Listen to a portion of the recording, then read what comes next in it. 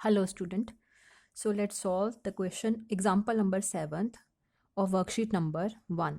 मैं ये एग्जांपल इसलिए सॉल्व करवा रही हूँ क्योंकि आपके पास जो वर्कशीट नंबर 2 है और उसका जो आपके पास फोर्थ क्वेश्चन है उसमें ये एग्जांपल यूज़ हो रही है। उसमें भी आपके पास न्यूमिनेटर और डिनोमिनेटर होगा और आपने फाइंड करना है क्यूब रूट। तो क्यूब रूट फाइंड करने के लिए आप न्यूमिनेटर के लिए अलग से ही प्राइम फैक्टराइजेशन चूज़ करेंगे और डिनोमिनेटर के लिए अलग से ही चूज़ करेंगे और इन दोनों का सेपरेटली आपने क्यूब रूट फाइंड करने के बाद वापस इसका क्यूब, ये देखिए मैंने रेडिकल फॉर्म में यहाँ पे 3 और 3 दिखाया था आपको, वैसे ही इन्होंने इसका क्यूब रूट लिख दिया है 9 क्योंकि मैंने यहाँ से 9 फाइंड किया है। चेक करिए, मैंने 729 का क्यूब रूट 9 आ रहा है मेरे पास क्योंकि ये पूरी की पूरी ग्रुपिंग में से एक फैक्टर आ जाएगा, पूरी ग्रुपिंग में से एक फैक्टर आ जाएगा। 3 इंटू 3 9।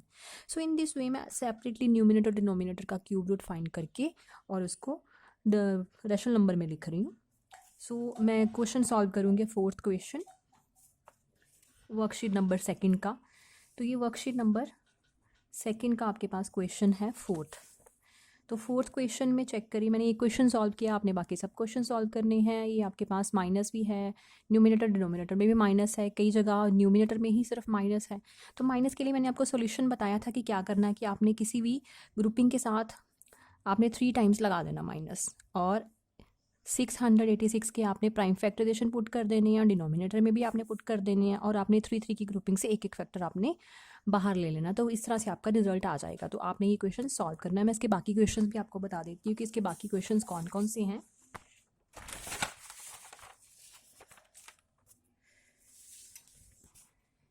ये रहे आपके फोर्थ क्वेश्चन के सब क्वेश्चंस हैं। मैं इसकी बात कर रही थी, आपने तीनों के तीनों क्वेश्चन सॉल्व करने हैं क्योंकि मैंने मैक्सिमम काफ़ी क्वेश्चन सॉल्व कर दिए हैं। क्वेश्चन नंबर 5 में ये सिमिलर क्वेश्चन है जिसमें आपको बताना होता है कि स्मॉलेस्ट कौन सा नंबर है जिसके साथ हम मल्टीप्लाई करें तो परफेक्ट क्यूब बन जाए। जब आप इसके प्राइम फैक्टराइजेशन लेंगे तो आपके पास देखिएगा ग्रुपिंग नहीं बनेगी। तो ग्रुपिंग बनाने के लिए आपको जो जो चीज़ें चाहिए होंगी, जितने भी डिजिट चाहिए, वो उन नंबर्स के साथ आपने इसको मल्टीप्लाई कर देना है। और 6 क्वेश्चन में डिवाइड है, तो डिवाइड का मतलब कि जो भी ग्रुपिंग नहीं बना रहे उनके साथ आपने डिवाइड कर देना है। तो ये दोनों ही क्वेश्चन आपको मैंने एज ए होमवर्क दिए हैं। 7 क्वेश्चन की बात करते हैं। ये रहा आपके पास 7 क्वेश्चन। 7 क्वेश्चन सॉल्व करने से पहले मैं आपको थोड़ा सा एग्जांपल्स में समझा देती हूँ कि करना कैसे होता है। आपने क्या करना है कि सबसे पहले तो आपकी नोटबुक में आपने ये चीज़ नोट डाउन करनी है। ये आपको चाहिए कि 1 का क्यूब कितना होता है, 2 का क्यूब, ये सारी सीरी आपने एक तरफ बना के रख लेनी है क्योंकि यही आपको यूज़ आनी है। तो आपने जब ये सीरी बना के रख ली है, 6 का क्यूब मतलब 6 मल्टीप्लाई बाय 6 मल्टीप्लाई बाय 6, मतलब 6 को 3 के साथ मल्टीप्लाई नहीं करना, 6 टाइम्स मल्टीप्लाई, 3 टाइम्स मल्टीप्लाई करना है, 6 इंटू 6 इंटू 6 करना है। तो ये गलती नहीं करनी है आपने। तो इस तरह से मैंने सबका ही फाइंड करके रख लिया है। अब आपने 7 क्वेश्चन में सॉल्व कैसे करना है। जो भी आपके पास क्वेश्चन है, जैसे सपोज मेरे पास फर्स्ट क्वेश्चन है ये वाला, तो आपने राइट हैंड साइड से ग्रुपिंग करना शुरू कर देनी है। तो ग्रुपिंग करने के लिए आप क्या करोगे, 3 की ग्रुपिंग करोगे। अब 2 की ग्रुपिंग नहीं करोगे क्योंकि हम किस चैप्टर में है, क्यूब रूट वाले चैप्टर में है, तो हमें 3 का ही जो भी करना है। तो 3 की ग्रुपिंग ली मैंने इस तरह से, और बाकी जो भी बच गया है उसको अलग से ग्रुपिंग बना देनी है। तो मेरे पास 2 ग्रुपिंग बनी है, एक तो 10 बच गया और एक 648 बच गया।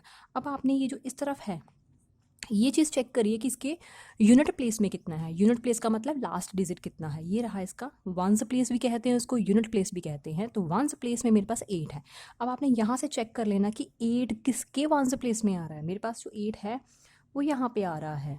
8 जो है वो 2⁻³ करने पे आ रहा है। तो मैं क्या करूँगी, इसका जो सिर्फ आपने यूनिट प्लेस चेक करके ही 8 को लिख दिया, जो भी यूनिट प्लेस है उसको लिख दिया कि 2⁻³ करने पे मुझे यूनिट प्लेस में 8 ही मिल रहा है।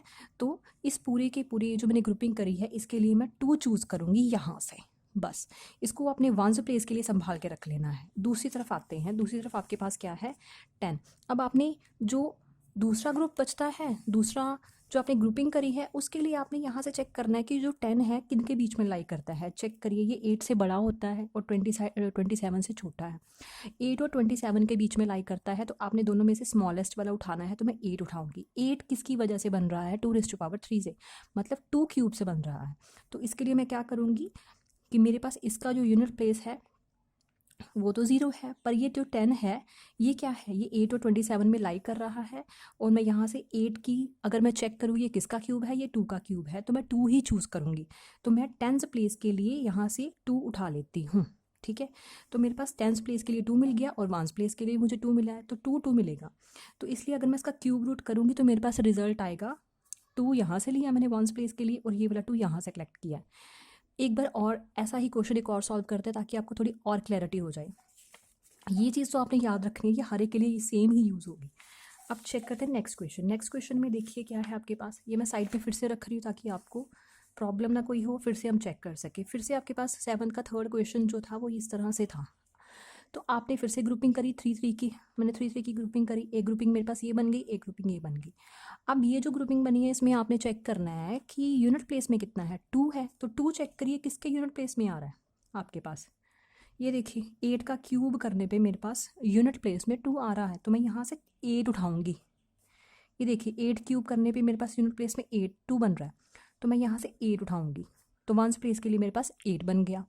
अब मेरे पास दूसरी ग्रुपिंग में 110 है, तो 110 करिए किसके बीच में लाई करता है 110। ये देखिए 64 और 125 के बीच में कहीं आता होगा 110, राइट।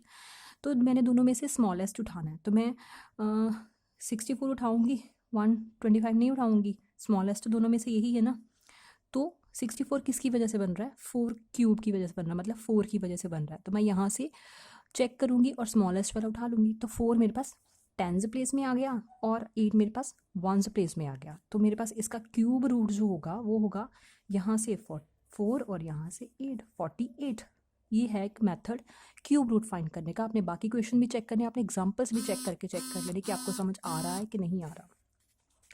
अब आपके पास थर्ड क्वेश्चन पे मूव कर, सॉरी चैप्टर नंबर 3 पे मूव कर लेते हैं। चैप्टर नंबर 3 के लिए क्या है, थोड़ी सी इंट्रोडक्शन पढ़ लेते हैं। ये 2 पेजेस हैं जिसमें से थोड़ी सी इंट्रोडक्शन हम लोग पढ़ेंगे।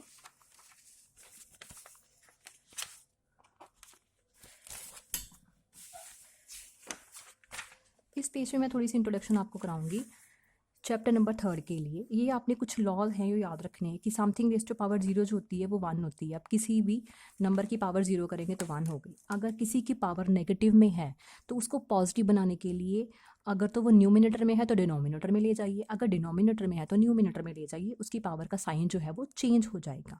ये देखिए मेरे पास e raise to power -n है। अगर मैं e raise to power n को डिनोमिनेटर में ले जाती हूँ, यहाँ पे कितना है 1 न्यूमिनेटर में था, मैं इसको रेसिप्रोकल कर देती हूँ तो 1/n e raise to power n बन जाता है। देखिए इसकी पावर पॉजिटिव हो गई। तो इट्स अ वे कि कैसे हम पावर जो है वो चेंज कर सकते हैं, पावर का साइन चेंज कर सकते हैं। थर्ड लॉ जो है वो एक्सपोनेंट का है। इसमें ये कुछ लॉज हैं ये जो आपको याद रखने हैं। अगर बेस एक जैसे हैं, a और a दोनों बेस सेम हैं पर पावर अलग अलग है, तो मैं उस केस में क्या करती हूँ, बेस में एक बार लिख लेती हूँ। और अगर दोनों मल्टीप्लाई हो रहे हैं, मेन चीज़ ये देखनी है आपने, दोनों मल्टीप्लाई हो रहे हैं तो आपने पावर्स को ऐड कर देना है और बेस एक बार लिख लेना है। नेक्स्ट में क्या है आपके पास कि अगर बेस एक जैसे हैं, पावर अलग अलग हैं पर वो डिवाइड हो रही हैं, उस केस में आप कैसे सिंप्लीफाई करोगे, बेस एक बार लिख दोगे, पावर्स को सब्ट्रैक्ट कर दोगे। डोंट फॉरगेट, अगर मल्टीप्लाई हो रहा है तो प्लस, अगर डिवाइड हो रहा है तो पावर माइनस। ओके और ये चेक करिए ब्रैकेट का मीनिंग क्या होता है, मल्टीप्लाई। अब पावर आपस में क्या हो जाएंगी, मल्टीप्लाई हो जाएंगी, बेस तो एक ही बार है तो दोनों मल्टीप्लाई लिख सकते हैं। इसको चाहे तो हम इस तरह से भी एक्सप्रेस करते हैं कि n को आप इनसाइड ले आइए ब्रैकेट के और m को बाहर रख सकते हैं। तो ये एक्सप्रेशन आपने याद रखना है। अब चेक करिए आपके पास, अगर आपके पास बेस ही अलग अलग है, देखिए बेस मैं किसको कह रही हूँ, a और b को बेस कह रही हूँ, बेस अलग अलग है और इन दोनों की पावर एक ही है, इसको मैं सेपरेट फॉर्म में लिख सकती हूँ, e raise to power n and b raise to power n। अगर इस फॉर्म में है तो इसको मैं इस तरह से भी लिख सकती हूँ और इसको मैं इस तरह से भी लिख सकती हूँ। ये आपने मेमोराइज करने कुछ लॉज है, एक दो बार करोगे आपके ऑटोमेटिकली लर्न हो जाएंगे ये।